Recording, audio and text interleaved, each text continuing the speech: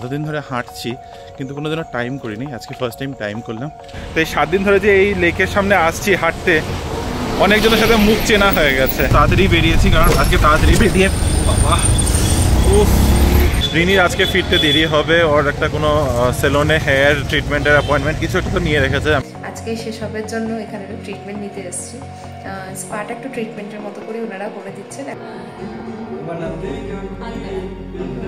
সকালবেলায় আমি আর ইনি ডিসাইড করেছিলাম যে আজকে মাছ রান্না হবে, তো সকালে মাছটাকে বের করে যাবো। এখন ঠান্ডা দিন আছে তো মাছ নষ্ট হতো। বেগুনের রান্না হয়ে গেছে, শাহি বেগুন রেডি। এখন একটাও অটো পাচ্ছি না, আমি রাস্তায় দাঁড়িয়ে রয়েছি। কি করে যে বাড়ি ফিরবো।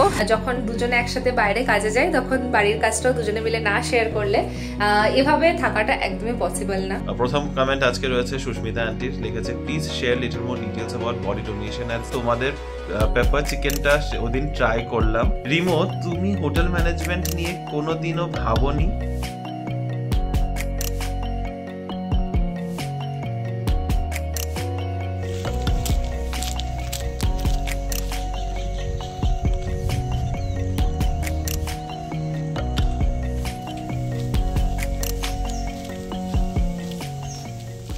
Hello baby family, good morning and welcome back to the channel.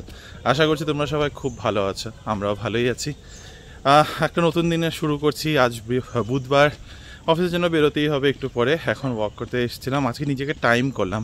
এতদিন ধরে হাঁটছি কিন্তু কোনোদিনও টাইম করিনি, আজকে ফার্স্ট টাইম টাইম করলাম। বেসিক্যালি আমার 2 কিলোমিটার হাঁটতে 15 মিনিট সময় লাগছে। সো তো আমার average speed is like 1 kilometre every 7.5 minutes. তো টাইমটা ভালোই আছে, 1 ঘন্টা হাঁটলে মোটামুটি 8 কিলোমিটার হাঁটা যাবে। এনিওয়ে, আমার ওয়াক ডান। আজকে আর সকাল এসেই আর ব্লগটা স্টার্ট করিনি, এখন বেরিয়ে যাওয়ার পথে ভাবলাম ব্লগটা স্টার্ট করি। তেমনভাবে আবারও দেখানোর কি থাকবে জানি না, একটা রেগুলার ডেই হতে চলেছে। অফিসের কাজকর্ম শেষ করে তারপরে দেখি বিকালবেলা কতটা কি করা যায়। তো চলো আজকে দিনটাকে শুরু করছি, আশা করছি তোমাদেরও দিনটা খুব ভালো কাটবে। অলমোস্ট এখন 7:30 বাজে, স্কুল বাসেস চলা শুরু হয়ে গেছে।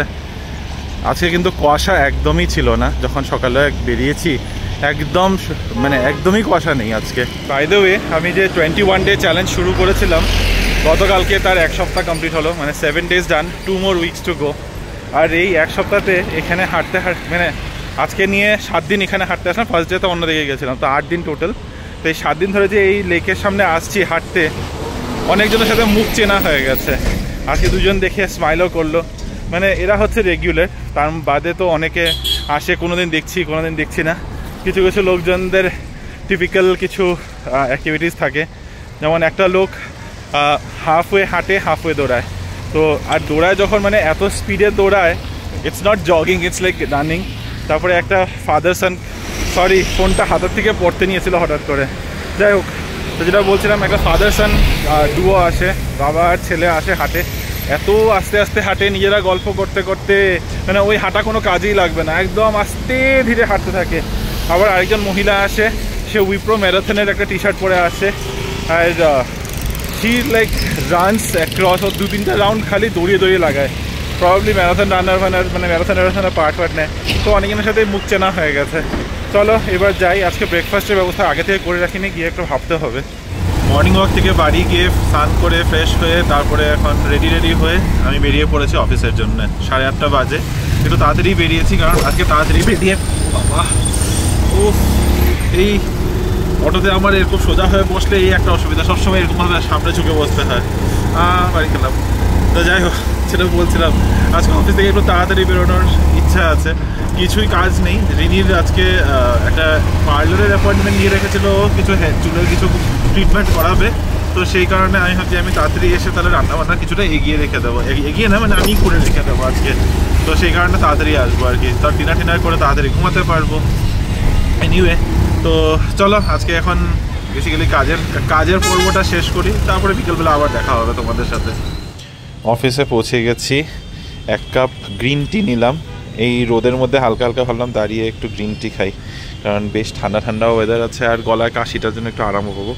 আমাদের অফিসের পিছন দিকে একটা ব্যালকনি টাইপ জায়গা আছে, সেখানে এসে দাঁড়ালাম। গুড ইভিনিং বিবি ফ্যামিলি। সন্ধ্যা এখন বাজে 6টা, অফিস থেকে বাড়ি ফিরলাম। তবে বাড়ি ঢুকছি না, যাচ্ছি এখানে একটু কিছু খাবো। রিনির আজকে ফিরতে দেরি হবে, ওর একটা কোনো সেলুনে হেয়ার ট্রিটমেন্টের অ্যাপয়েন্টমেন্ট কিছু একটা তো নিয়ে রেখেছে, আমি ঠিক জানি না। তবে ওইটার জন্য 1.5 থেকে 2 ঘন্টার মতো সময় লাগবে। তো ওর 6টার থেকে অ্যাপয়েন্টমেন্ট, আর 7:30 পর্যন্ত তো এটাই হবে। তারপরে যদি আসে তো ওই সময়টুকুর মধ্যে আমি বাড়ি গিয়ে রান্নাবান্না করে রাখবো। কিন্তু তার আগে আমি জানি আমার খিদা পেয়ে গেছে, মানে আমার অলরেডি খিদা পেয়ে আছে, আর না খেলে আমি চিচির করবো নিজেই। তো তাই ভাবছি যাওয়ার আগে একটা কিছু খেয়ে নেবো। তো এখানে কলকাতা রোল আছে, রোলের একটা এই যে কাঠি রোলের একটা দোকান আছে, এখান থেকে ভাবছি একটা রোল নিয়ে নিই।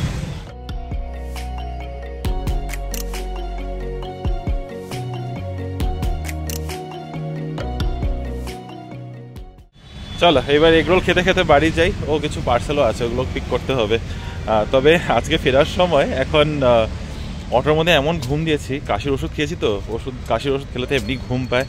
ভেবেছিলাম সকালে হয়তো সেটা নিয়ে প্রবলেম হবে, সকালে ঘুমের থেকে উঠতে, সেখানে প্রবলেম হয়নি। প্রবলেমটা হয়েছে অটোতে আসার সময়, আর অফিসের মধ্যেও বিফোর লাঞ্চ এত ঘুম পাচ্ছিল। भैया 3 पार्सल होगा। তো বাইরে গিয়ে রান্না করতে হবে, রান্না করি তারপর কথা বলছি। Good evening everyone. তোমরা আমাকে আজকে একদম একটা অন্যরূপে দেখছো। এখন অফিস থেকে তো চলে এসেছি, অফিস থেকে এসে একটা সেলুনে এসেছি, এইচএসআরই পনিটেল বলে। এক জায়গা থেকে রিভিউ শুনে এসেছি, হেয়ারে ভীষণ ড্যামেজ হয়ে গেছে আমার। ড্যামেজ বলতে এই ড্রাইনেস, ফ্রিজি বলো, ভেঙে যাচ্ছে, সব কিছু এরকম হয়েছে। তো জানি না তোমরা কতজন কী ট্রিটমেন্ট করো, অনেকেই অনেক কিছুই করে। আমি সত্যি কথা বলতে শ্যাম্পু, অয়েলিং এসব ছাড়া আর হয়তো বছরে ঘুরিয়ে ফিরে 2 থেকে 3 বার স্পা, এর থেকে বেশি আমার কিচ্ছু হয় না করা। এর বাইরে একটা ফোটা আমার কিছু চুলের মধ্যে করা হয় না, উল্টে ড্যামেজটা আমি করতেই থাকি, কিছু না কিছু করি। চুলের মধ্যে কালার করে নিলাম, বা স্ট্রেটনার চালিয়ে দিলাম, হেয়ার ড্রায়ার চালিয়ে দিলাম, সব তো করতেই থাকি। তো আজকে সেসবের জন্য এখানে একটু ট্রিটমেন্ট নিতে এসেছি। স্পাটা একটু ট্রিটমেন্টের মতো করে ওনারা করে দিচ্ছেন। এখন নিজে স্টিম চলছে, এতক্ষণ ভিডিও করতে পারিনি কারণ এখানে অন্য একজন ক্লায়েন্ট ছিল, তো কনসেন্ট ছাড়া তো ভিডিও করা যায় না। এখন আমি একা রয়েছি এই রুমটাতে, একদম ফাঁকা, তাই ভিডিওটা করছি। তো এখানে বসে চুলে আমাকে যে স্পা করে দিচ্ছিল, ট্রিটমেন্টটা করে দিচ্ছিল, সে আবার অরুণাচল প্রদেশে। তো ওদিকের প্রচুর গল্প হচ্ছিল। অরুণাচল প্রদেশ আমার শ্বশুরবাড়ি, খুবই কাছের একটা জায়গা। জল বয়েলিংয়ের আওয়াজটা পাওয়া যাচ্ছে, এবার স্টিম বেরোবে এখান থেকে, দিয়ে স্টিম দিলে আমি জানি না কী হয়, মেবি অ্যাবজর্পশনটা বেটার হয়ে যায়, পোর্সগুলো ওপেন হয়ে যায়। তো সব মিলিয়ে এটা একটা কিছু হচ্ছে। এরপরে চুলটাকে একটু ট্রিম করে নেবো বা একটু কেটে নেবো, কারণ কি ভীষণ স্প্লিটেন্স হয়ে গেছে পুরো চুলটাতে, শেষের দিকে আগাগুলো একদম ভেঙে গেছে। তো এইসব মিলিয়ে এখন এখানে এসেছি এইসব কাজ করতে। ওনারা আমাকে জিজ্ঞাসা করলেন চা কফি কিছু চাই কিনা। আমার এখন কিচ্ছু খেতে ইচ্ছে করছে না, এত সুন্দর ম্যাসাজ করে দিয়েছে না। তোমরা হয়তো জানো হেয়ার স্পা করলে পুরো শোল্ডার থেকে হ্যান্ড দারুণ করে একটা ম্যাসাজ করে দেয়, ভালো জায়গায় গেলে করে দেয়। অফকোর্স আমি সব খানের কথা বলতে পারবো না, তো মোস্টলি আমি দেখেছি সেটা করে দেওয়া হয়। তো ওটাতে এত ভালো ফিলিং আসে না, এত আরাম লাগে। তো ঠিক ওই জিনিসটাই হওয়ার পরে এখন যদি চা কফি খাই, এই ঘুম আমেজটা একদম কেটে যাবে। তবে রিমো বাড়িতে চলে গেছে, রিমো এখন বাড়িতে গিয়ে রান্না করার কথা ওর। এখন ঘড়িতে আই থিঙ্ক এই 7টা বাজলো মাত্র। সো আমার হেয়ার কাটিং এখন কমপ্লিট হয়ে গেছে, এখন জাস্ট ড্রাই করলেই হয়ে যাবে। একটু ছোটোই করে ফেললাম চুলটা, যাতে আর স্প্লিটেন্স না থাকে। দেখা যাক কেমন হয় শেষটা। Say hi to my viewers. Hello.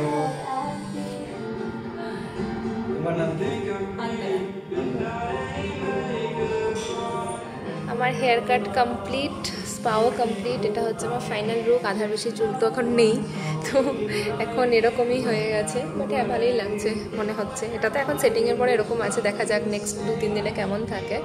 But mostly আমার এরকম হেয়ার কাটই থাকে সবসময় চুলের মধ্যে।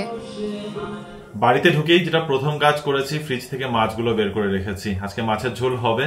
সকালবেলায় আমি আর ইনি ডিসাইড করেছিলাম যে আজকে মাছ রান্না হবে, তো সকালে মাছটাকে বের করে যাবো। এখন ঠান্ডার দিনের সাথে মাছ নষ্ট হতো না, ডিফ্রস্ট হয়ে থাকতো সুন্দর এতক্ষণে, কিন্তু দুজনেরই মাথার থেকে বেরিয়ে গেছে লাস্ট মোমেন্টে।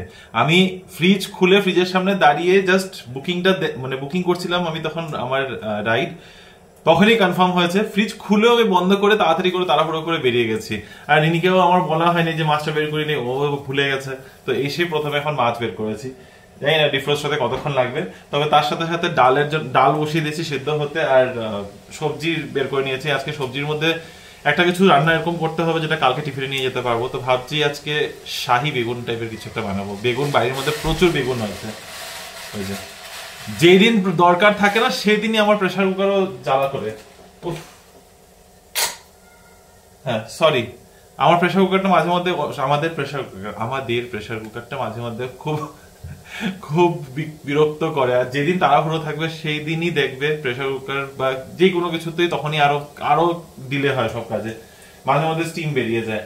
যেটা বলছিলাম, কাল একটা দরকারি এরকম কিছু করতে হবে যেটা কালকে টিফিনে নিয়ে যেতে পারবো, আর তার জন্য বের করেছি বেগুন। কারণ বেগুন বাড়িতে প্রচুর বেগুন রয়েছে, ছোট লম্বা লম্বা সরু সরু বেগুন গুলো আছে, আর ওই বড় বড় ভর্তাওয়ালা বেগুনও আছে। তো লম্বা সরু বেগুন গুলো বের করেছি, ওটা দিয়ে শাহী বেগুনই তো বলে, কিছু একটা তো বলে, যাই হোক যেটাই বলে ওই রেসিপি একটা বানাবো। ওইটাই দেখি যদি পারি তোমাদের সাথে শেয়ার করবো। খুবই সিম্পল একটা রেসিপি, সবকিছুই হাতের নাগালেই আছে।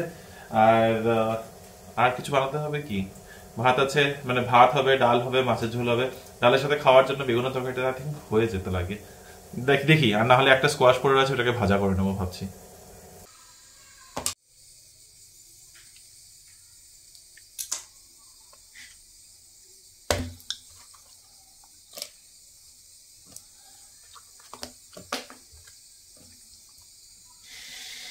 ডাল সেদ্ধ হয়ে গেছে, চাল ভিজিয়ে রাখা আছে ভাতের জন্য। এখানে বেগুনের তরকারির জন্য বেগুনটা তোমাদেরকে দেখালাম, কেটে নিয়েছি, ডোমো ডোমো করে কেটেছি। তার সাথে এখানে বেগুনের তরকারির জন্য এখানে সাদা শস্য, কালো শস্য আর পোস্ত। তো কালো শস্য আছে 1 চামচ থেকে একটু কম, সাদা শস্য নিয়েছি আমি 1.5 চামচের মতো, আর 1 চামচ নিয়েছি আমি পোস্ত। তো এটাকে আমি জলের মধ্যে একটুখানি ভিজিয়ে রেখেছি, পেস্ট করতে সুবিধা হবে। আর এখানের মধ্যে আমি পেঁয়াজ নিলাম, আর সাথে নিয়েছি এখানে সরি, এটা হচ্ছে পেঁয়াজ বেগুনের জন্য, আর এখানে হলো পেঁয়াজ আর টমেটো কেটে নিয়েছি মাছের ঝোলের জন্য। মাছটা এখনো ডিফ্রস্ট হয় নাই, তো এটা এখনো রাখা আছে। এটা আমার একটা ভুল হয়ে গেছিল। বেসিক্যালি আমি সবসময় শুকনো গুঁড়ো করি, আজকে জানি না কি মানুষ করে আজকে জল ঢেলে দিয়েছি। তারপরে তো ভাবলাম যাক জল ঢেলে দিয়েছি যখন, এটা এখন ভিজুক, একটু নরম হয়ে গেলে পেস্ট করতে সুবিধা হবে। তো এখানে মোটামুটি রান্নার রেডি করে নিয়েছি অ্যারেঞ্জমেন্ট। এখন মাছটা ডিফ্রস্ট হলে একেবারেই ঢুকবো কিচেনে। তাড়াতাড়ি করার জন্য 3টে বার্নারে 3টে জিনিস বসিয়ে দিয়েছি। ভাত বসিয়ে দিচ্ছি এখানে মাছের ঝোলটা করব, আর এখানে বেগুনের চচ্চড়িটা করে ফেলবো। তো লেটস গেট ইনটু ইট। আর দেরি করছি না, সব মোটামুটি আমার এখন রেডি হয়ে গেছে। বেগুনের রেসিপিটাই তোমাদের সাথে শেয়ার করছি। তেল গরম করে নিয়েছি, তার মধ্যে ঢেলে দেবো কেটে রাখা বেগুনগুলো। একটু বেঁচে বাঁচিয়ে যখন তেলের মধ্যে জল পড়ার পরে ফুটাফাটি শেষ হয়ে যাবে, তারপরে ওটার মধ্যে ঢেলে দিচ্ছি একটু নুন, আর ঢেলে দেবো একটু হলুদ। তারপরে বেগুনটাকে ভেজে নেব।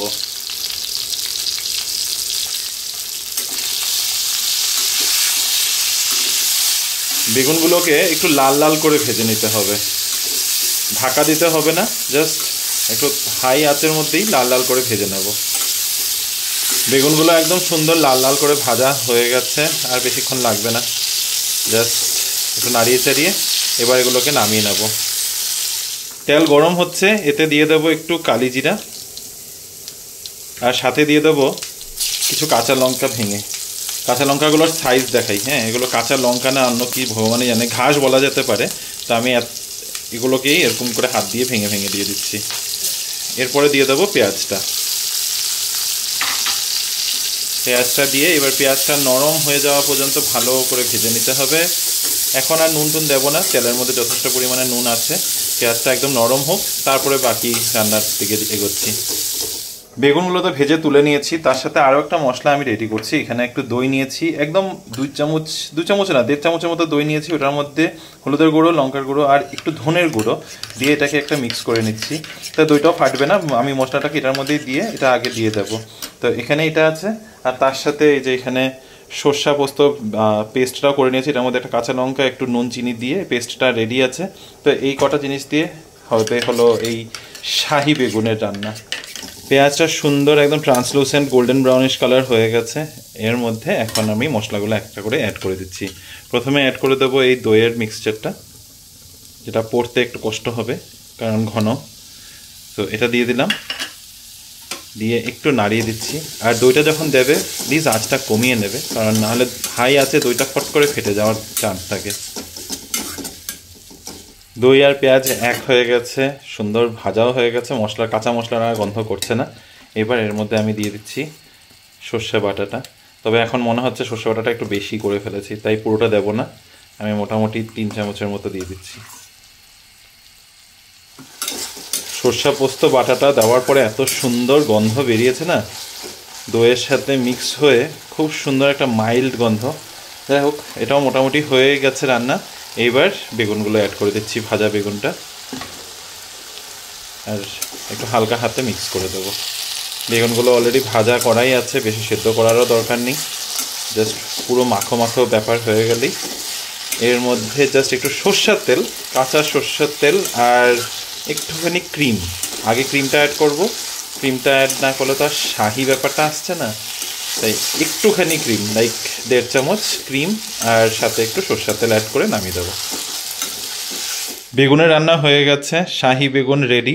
এটার মধ্যে একটুখানি ক্রিম দিয়ে আমি নামিয়ে উপর থেকে একটু সর্ষের তেল ছিটিয়ে দিয়েছি। আর এদিকে বাকি এখানে আমার মাছের ঝোল রান্না হচ্ছে, ভাত অলরেডি ডান, শুধু ডালের মধ্যে ফোড়ন লাগাবো, বাস ডান কিচেনের কাজ আমার। সো আমার সাথে আছে বিক্রম, যে আমার হেয়ার স্টাইলিং করেছে আজকে। Thank you so much, and he is also from Siliguri, that's a biggest part. So yes, আমার hair cut done. Haircut করার প্ল্যান তো ছিল না, বাট অবভিয়াসলি ট্রিমিং করতাম, কারণ এতটা বেশি স্প্লিট এন্ডস হয়ে গেছিলো না, সেগুলো আর সামলানো যাচ্ছিল না, আর হেয়ার ফলে অনেক হচ্ছিলো। তো এটা তো ডেফিনেটলি থাকবে না এরকম, অনেক দিনের এক্সপিরিয়েন্স, অনেক বছরের এক্সপিরিয়েন্স, যে এই সেটিংটা একেবারেই থাকে না। But still I like the haircut, I like the salon, I like the people here, কারণ কি তারা ভীষণ ভালো জেস্টার সবার। আমি কিন্তু এসেছিলাম ওলাপ্লেক্স করতে, কিন্তু আমাকে সাজেস্ট করলো না, ওলাপ্লেক্স না করে একটা স্পা করো, না হলে ওলাপ্লেক্স ভালো দাঁড়াবে না। তো ইয়েস, সাজেশনস ঠিকঠাক দিয়েছে বলে আমারও মনে হলো, দেখা যাক এখন কেমন থাকে। পরে ডেফিনেটলি আবার ভিজিট করবো। এটা একটা ফ্রেন্ডসের সাজেশনে আমি এখানে এসেছি, কিন্তু বেশ ভালো লেগেছে। আর অবভিয়াসলি শিলিগুড়ির লোকজন পেলে তো আরও ভালোই লাগে। এখন একটাও অটো পাচ্ছি না, আমি রাস্তায় দাঁড়িয়ে রয়েছি, কী করে যে বাড়ি ফিরবো এখন জানি না। এখন রাস্তাঘাট একদম ফাঁকা হয়ে গেছে। 8:30 থেকে 8:30 হতে চললো, কিন্তু রিনির এখনো কোনো আতাপাতা নেই। অফিস থেকে বেরিয়ে তো গেছে, মানে সেলুনের থেকে কতক্ষণ লাগবে সেটাও কোনো খোঁজ খবর আর আমাকে দেয় না। আমিও আজকে আর ফোন করে নিই, থাক নিজের মতো করে করে আসবে। যদিও বলেছিল যে 1.5 ঘন্টা আমার সময় লাগবেই, তো মোস্ট লাইকলি ও যখন বলেছে যে আমি 6টায় বেরোবো অফিস থেকে, তো 6টায় বের হয় নাই, ও হয়তো 6:30 নাগাদ বেরিয়েছে, তারপরে গিয়েছে। তো ওগুলো করে আস্তে আস্তে একটু সময় লাগবে। তো আমার রান্নাবান্না মোটামুটি ডান, আর এখন এমনি বসে রয়েছি। এখন আমি বসে থাকি, অপেক্ষা করি রিনি আসলে বাকি খাওয়া দাওয়া হবে। এদিকে আমার আচ্ছা, আমি এদিকে রান্নাঘরে স্কোয়াশ ভাজা বসিয়ে এসেছি, ভুলেই গেছি গল্প করতে করতে। চলো ফ্রেশ ট্রেশ হয়ে গেলাম, এখন আমি ঢুকলাম কিচেনে। যদিও আজকে রিমো সমস্ত কিছু রান্না করে রেখেছে, এটা একটা বিশাল হেল্প হয়ে যায়। কখনো আমি করি, কখনো ও করে, ওটাই নিজেদের মধ্যে একটা অ্যাডজাস্টমেন্ট। তবে তোমরা এটা নিয়ে অনেক রকম কমেন্ট করতেই পারো, আর অনেকেই কমেন্ট করো ইনফ্যাক্ট। এটা খুব নর্মাল ব্যাপার। আর যখন দুজনে একসাথে বাইরে কাজে যায়, তখন বাড়ির কাজটাও দুজনে মিলে না শেয়ার করলে এভাবে থাকাটা একদমই পসিবল না। নাহলে একজনের উপর প্রচন্ড বেশি প্রেশার পড়ে যায়। অ্যান্ড ইয়েস, মাঝে মাঝে নিজেদের একটু সময় কাটানোর সুযোগ হয়, যেমন আজকে আমি করেছি। আর আমার হেয়ার কাটিংটা মোটামুটি আমার ভালোই লাগছে। আর প্রতিবার না আমার চুল কাটিংটা আমার মনে হয় একই হয়ে যায়, কোনো রকম আলাদা কিছু হয় না, কারণ আমার চুলটাই এরকম হয়ে গেছে। আগে একদম এরকম, মানে আগে ছিল ভীষণ কার্লি টাইপের, একদম বুশি হেয়ার হয়ে থাকতো। বয়স বাড়তে বাড়তে কেমন জানি হয়ে গেছে চুলগুলো। তবে যেমন আমি বলছি, আমি কোনোদিনও ওরকম হেয়ার ট্রিটমেন্ট কিছু করেনি। একবার কেরাটিন তো করিয়েছিলাম, বাট হ্যাঁ, তাতে আমার এমন কিছু লাভ হয়েছে বলে তো আমার মনে হয় না। কিন্তু মানুষ অনেক কিছু করে, আমি দেখি, মানে আমি ইনফ্যাক্ট দেখতামও কলেজ লাইফ থেকেই অনেকেই সে স্ট্রেটনিং, রিবন্ডিং অনেক কিছু করতাম। আমি খালি দেখতাম আর ভাবতাম, বাবা চুলের উপরে এত খরচা, কোনোদিনই পারিনি। ইনফ্যাক্ট আজকেও যখন যাচ্ছিলাম না, ভাবছিলাম করবো 3বার আমাকে বলেছে থাক ক্যান্সেল করে দিই, পরে যাবো। মনে হচ্ছে ওই আমাকে বললো না যাও, তোমার ইচ্ছা আছে করো। ইচ্ছা তো হয়, কিন্তু ওই ইচ্ছেটাকে ভাঙিয়ে করাটা খুব টাফ ব্যাপার। জানি না, প্রথমে মনে হতো নিজে জব করলে অনেক কিছু করব, কিন্তু জব করার পরে আরো যেন এগুলো নিয়ে কনসিয়াস হয়ে গেছি, না এর থেকে বেশি খরচা করা যাবে না। যাই হোক, অতটা সাহস কোনোদিনই হয়নি যে আমি একটা স্ট্রেটনিং করবো বা 8-10 হাজার টাকা একটা ট্রিটমেন্ট করবো। মানে এটা আমার পার্সোনালি, যারা করে খুবই ভালো, দেখতেও ভালো লাগে, তখন মনে হয় হ্যাঁ আরে আমিও করতে পারলে ভালোই হতো। কিন্তু আমি পার্সোনালি কেন জানি ওই জিনিসটা আমার দ্বারা হয় না। যাই হোক, অনেক আবার বকবক করে ফেললাম। আমার ওপিনিয়নটা আমি শেয়ার করলাম, তোমাদের যদি অন্যরকম কোনো ওপিনিয়ন থাকে ডেফিনেটলি শেয়ার করো, একদম ওপেন। ঠিক আছে, এখন খাবারগুলো নিয়ে যাই ডাইনিং টেবিলে, আমরা খেয়ে নিই, কারণ রাতও হয়ে গেছে, 9:15 বাজে। আমাদের কিন্তু ডিনার টাইমটা আর মিলছে না, অ্যাডজাস্ট হচ্ছে না, এদিক ওদিক হয়েই যাচ্ছে প্রতিদিন। ডিনার করে উঠে এখন আজকে একটু অন্য জায়গায় গিয়ে বসেছি, কারণ একই জায়গায় বসতে বসতে আমরাই বোর হয়ে গেছি। অনেকদিন বাদে আবার দুজনকে পাশাপাশি দেখতে পাচ্ছ আমার মনে হচ্ছে। হ্যাঁ, কারণ কমেন্টস এর মধ্যে কমেন্ট পড়াও হয়নি, আর লাস্ট যেটা কমেন্ট পড়েছিলাম আমি একা একাই সেরে ফেলেছিলাম রিনির অফিসে কাজ চলছিল বলে। তবে ঝটপট করে কমেন্ট গুলো পড়ে ফেলি। প্রথম কমেন্ট আজকে রয়েছে সুস্মিতা আন্টির, লিখেছে please share little more details about body donation as this is my wish to. তুমি কিছু ইনফরমেশন দিতে পারবে? যদি তুমি কলকাতা থেকে দেখছো, যে কোনো হসপিটালে কথা বলতে পারো, যে যেখানে থাকো সেখানকারই লোকালি যে কোনো হসপিটালে তোমরা কথা বলে দেখতে পারো। আই থিঙ্ক তারাই বেটার এই ইনফরমেশন দিতে পারবে। তবে হ্যাঁ, মানে আমি এটুকুই বলবো যে একটু মানে নিয়ারেস্ট যেটা হসপিটাল আছে ওখানে গিয়ে একটু কথা বলে দেখলে, তো আগের থেকে যদি এটা কনসেন্টটা, একটা কনসেন্ট ফর্ম থাকে সেটা যদি আগের থেকে রেডি করা থাকে তাহলে খুবই সুবিধা হয়। ডকুমেন্টেশন এক এক জায়গায় একরকম হবে, তো সেই ব্যাপারে আমরা খুব একটা ইনফরমেশন হয়তো দিতে পারবো না, তোমরা আর ইন কেস যদি আগের থেকে মানে যে ডোনেট করছে তার কনসেন্ট মানে তার সিগনেচার থাকা কনসেন্ট ফর্মে থাকলে এটা সব থেকে সুবিধা হয়। আর সেটা যদি না হয় তাহলে মানে বেসিক্যালি একদম ইমিডিয়েট ফ্যামিলি, যেরকম ধরো ফাদার বা সান বা হাজব্যান্ড সেরকম কেউ হলে তাহলে সেটা তাদের কনসেন্ট লাগবে আফটার ডেথ। সো এটাই হচ্ছে প্রসেস, এর বেশি আমাদেরও সত্যি জানা নেই। আমরা ওখানে যাওয়ার পরে হসপিটালের সাথে কথা বলা হয়েছে, হসপিটাল থেকেই পুরো ব্যবস্থা করে দিয়েছে, জাস্ট একটা ফর্ম সিগনেচার, কিছু আধার কার্ডের জেরক্স চেয়েছে, বলে দেবে। মানে যেখানে যেরকম যেটা প্রসেস ওখানে কথা বললেই তোমরা পেয়ে। তো এরকম কিছু যদি ইচ্ছা থাকে আন্টি, এটুকু বলবো যে নিয়ারেস্ট কোনো বড় হসপিটালে গিয়ে একবার কথা বলে দেখতে পারো। তারপর নেক্সট যাচ্ছি আর্যন ভট্ট। আচ্ছা, সুরত ভট্টাচার্যি নাম হচ্ছে আর্যন, লিখেছে দাদা কচু শাক কোথায় পেয়েছো ইন ব্যাঙ্গালোর? সেটা আমি মর্নিং ওয়াক যেখানে যাই, হার্লোর লেকের জাস্ট গেটের বাইরেই, ওখানে সকাল সকাল অনেক শাক সবজি নিয়ে বসে। সবজি ঠিক না, শাক পাতা বেশি থাকে, তো ওখানেই কচু শাক পাওয়া যায়। কচু পাতা ছিল।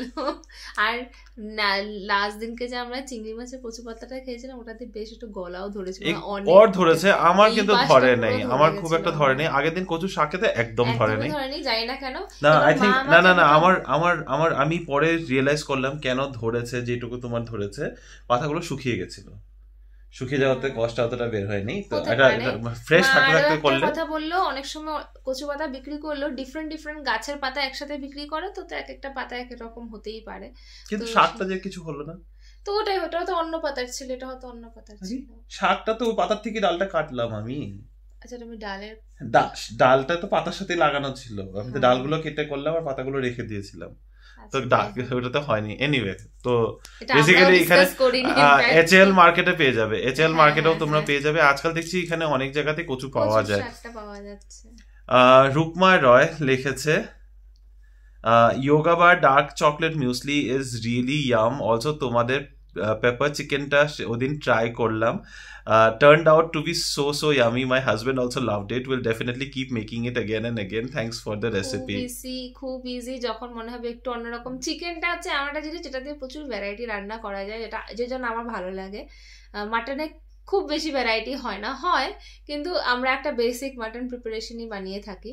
চিকেনের অনেক কিছু ইজি প্রসেসে এদিক ওদিক উল্টে পাল্টে বানালে টেস্ট আলাদা হয়ে যায়। তো হ্যাঁ, ডেফিনেটলি ট্রাই করতে থেকো, খেতে থেকো। রূপসীতে লিখেছে হাই রিনি, কাছের মানুষ চলে গেলে কতটা খারাপ লাগে আমি সেটা বুঝি। যাই হোক, তোমার তো ওষুধ শুরু হয়ে গেছে, আই গেস ভালো থেকো। রিনির তো এরকম কোনো নেই, কারণ মামি তো সম্পর্কে তো কোনো ওষুধের ব্যাপার নেই, হয়ে গেছে। আর এটা মামা হলেও কোনো মতো না। হ্যাঁ, তো আমাদের ডিরেক্টলি বংশের যেহেতু নয়, সেজন্য আমাদের কিছুই লাগবে না। হ্যাঁ, শুভশ্রী লিখেছে হ্যালো, আমি শুভশ্রী, ব্যাঙ্গালোরে বঙ্গোৎসবে তোমাদের সাথে দেখা হয়েছিল, ডেইলি ব্লগ দেখি তোমাদের, খুব ভালো লাগে। ফার্স্ট টাইম কমেন্ট করছি আজ কমেন্টে না করে পারলাম না। রিমো, তুমি হোটেল ম্যানেজমেন্ট নিয়ে কোনোদিনও ভাবোনি? এত সুন্দর, এত ভালো প্রেজেন্টেশন তোমার রান্নার, কি মন দিয়ে রান্না করো, শেফ লাইক কুকিং স্টাইল তোমার, so good, keep it up. Thank you.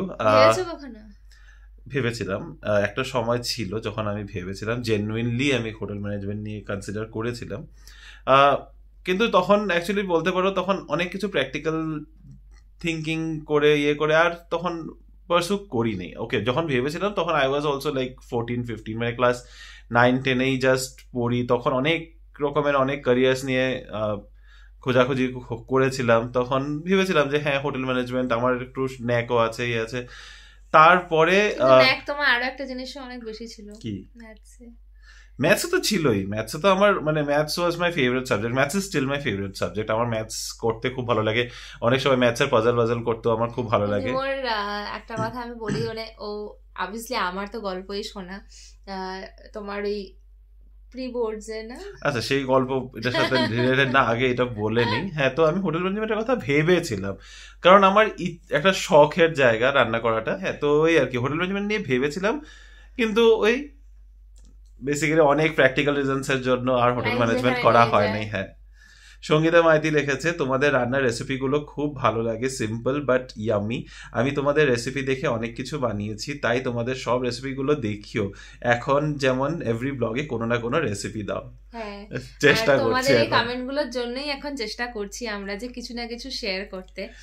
প্রথমে তো ভেবেছিলাম শর্টস বানিয়ে দেবো, তারপরে রিয়েলাইজ করলাম যে শর্টস বানাতে গেলে অনেক অ্যারেঞ্জ করে করতে হয়, তাই ভাবলাম যে ব্লগের মধ্যে যতটুকু পারবো ওইভাবেই দেখানো শুরু করি। তোমাদেরও মজা লাগবে, রোজ এক কন্টেন্ট থাকবে না যে আমরা অফিস থেকে বাড়ি আসছি, বসছি, গল্প করছি আর কমেন্ট পড়ছি।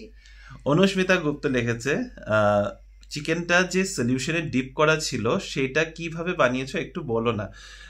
চিকেনটা যেটা বানিয়েছি it's like a pickling liquid, এটাকে ওটার মধ্যে সো বেসিক্যালি প্রপোর্শন ইজ এক কাপ ভিনেগার, এক cup vinegar, half cup sugar and 3-4 cup জল, তার মধ্যে একটা গোটা পেঁয়াজ, একটা গোটা আদা, ওটাকে মাঝখান দিয়ে জাস্ট এমনি রাফলি টুকরো করে দিয়ে দিতে পারো। ওটার মধ্যে একটা গোটা গার্লিক, একটা গোটা রসুন ওটার মধ্যে দিয়ে দিলে, আর সাথে যত হার্বস থাকে তোমার কাছে, যদি রোজমেরি, থাইম এগুলোর হার্বস থাকে, আমার কাছে ধনেপাতা ছিল বাড়িতে, আমি ধনেপাতাই দিয়ে দিয়েছি। হার্বসগুলো দিয়ে বেসিক্যালি যে সলিউশনটাকে বয়েল করে নেবে, বয়েল করার পর ওটার মধ্যে লেমনও দিতে পারো। বেশিক্ষণ লেমনটা দেওয়ার পর বেশিক্ষণ কুক করো না, নাহলে তেতো হয়ে যাবে। তো লেমন, অরেঞ্জ, এইগুলো সিট্রাস কিছু দিয়ে ওটা বয়েল করে তারপরে নামিয়ে ঠান্ডা করে নেবে। জাস্ট উতাল আসতে হবে, উতাল আসার পরে ওটা নামিয়ে ঠান্ডা করে নেবে, রুম টেম্পারেচারে আসার পরে চিকেনটার মধ্যে ঢেলে দেবে। ঠান্ডা না করে কিন্তু দিও না, চিকেনটা কুক হয়ে যাবে। তো এটাই সলিউশন, ব্যাস। সরি, কাশি এসে পড়ছে। এনিওয়ে, শর্মিলি আন্টি লিখেছে চিকেনটা দেখে লালাচ এসে গেল রিমো। কৌশিক লিখেছে কচু পাতা চিংড়ি আর চিকেন রোজ দুটোই বেশ লোভনীয় দেখতে হয়েছে। থ্যাংক ইউ দুজনকেই। শর্মিলি আন্টির কমেন্টটা দেখে আমার মনে পড়লো, শর্মিলি আন্টি আমাকে অনেক দিন আগে কিছু শাড়ির ফটো পাঠাতে বলেছিল। I am so sorry Sharmili aunty, আমি সবকিছুর মাঝখানে ভুলে গেছি। মানে আমি নিজেকেও খালি বলি, ভীষণ গিল্ট ফিল হয়। একটা জিনিস যেটা করার চেষ্টাতে নেমেছি, কিছুতেই এখন লাস্ট বোধহয় 4-5 সপ্তাহ হয়ে গেছে যেটা নিয়ে কিছুই আমার করা হচ্ছে না। ইনফ্যাক্ট বলতে পারো ওই দিওয়ালির ওই সময়টার পর থেকে আমি একদম ফোকাস করতে পারছি না এই ব্যাপারটা নিয়ে, এটা নিয়ে সময় হচ্ছে না। ঠিক আছে, হবে আবার হবে। অনুসয়া আন্টি লিখেছে ডিনারটা অসাধারণ হয়েছে, চিকেন দারুণ হয়েছে। রিমো কন্টিনেন্টাল রেসিপি সত্যি খুব ভালো করে, লাঞ্চটাও খুব ভালো হয়েছে, বিশেষ করে কচু পাতা চিংড়িটা অপূর্ব হয়েছে। রিনি কফিটাও দুর্দান্ত বানিয়েছে, সব মিলিয়ে ভিডিওটা খুব খুব ভালো লাগলো, আমি কলকাতা থেকে দেখছি। আচ্ছা হ্যাঁ, অনুসয়া আন্টি অনুসয়া আন্টি তখন ফিরে গেছে ব্যাঙ্গালোর থেকে। ঠিক কলকাতা হোক ব্যাঙ্গালোর হোক যেখান থেকে হোক দেখো আমাদেরকে, তাতেই হবে। অনিন্দিতা পাল লিখেছে রিনি তোমার টি কেকের রেসিপিটা শেয়ার করো, খুব ভালো হয়েছিল দেখতে লাস্ট টাইম যখন বানিয়েছিলে। হ্যাঁ নিশ্চয়ই, কেকের রেসিপির কথা আমি বলেছিলাম তোমাদেরকে। হ্যাঁ এখন তো বানাতেই হবে, তবে এই উইকেন্ডেই আমার প্ল্যান ছিল অনেক কিছু করার, কিন্তু এই উইকেন্ডটা তো অন্যরকম ভাবে কাটতে চলেছে এখনো অবধি যতটুকু বুঝতে পারছি। যদি সেটা রিনি ট্রাভেল করছে বেসিক্যালি, তো আমি বাড়িতে একা থাকবো। আমার ট্রাভেলিং আছে, অফিস ট্রিপ আছে একটা, তো যদি ওটা হয় তাহলে ওটা হয় কি হচ্ছেই। তো লাস্ট কমেন্ট আজকের পড়ছি, সোহেল সাবানাজ লিভিং লাভিং করে লিখেছে আমরাও ব্যাঙ্গালোরে থাকি, আপনারা কোথায় থাকেন? আমরা ব্যাঙ্গালোরে হার্ডরোডে থাকি, তোমরা কোথায় থাকো সেটাও জানি। তো আজকে কমেন্টসের পর্বটা অনেকটা লম্বা হয়ে গেছে, একটু বেশি হ্যাঁ, বকবক করে অনেক ফেললাম, বেশি। মাঝখানে 2-3টা টপিক নিয়ে অনেকটা বেশি কথা বলে হ্যাঁ। ফেলেছি, কিন্তু ওই যা হয়। হেয়ার কাটিংটা বলো কেমন লাগছে? আজকের এই ভিডিওটাকে এখানে শেষ করছি। যদি আমাদের আজকের ভিডিওর মধ্যে কিছু ভালো লেগে থাকে, please do like, share, comment and subscribe to our channel Bengaluru Bengalis. দেখা হবে তোমাদের সাথে কাল আবারও একটা নতুন দিন, নতুন ব্লগ, নতুন কিছু গল্প নিয়ে। Till then stay safe and bye bye, good night. Good night.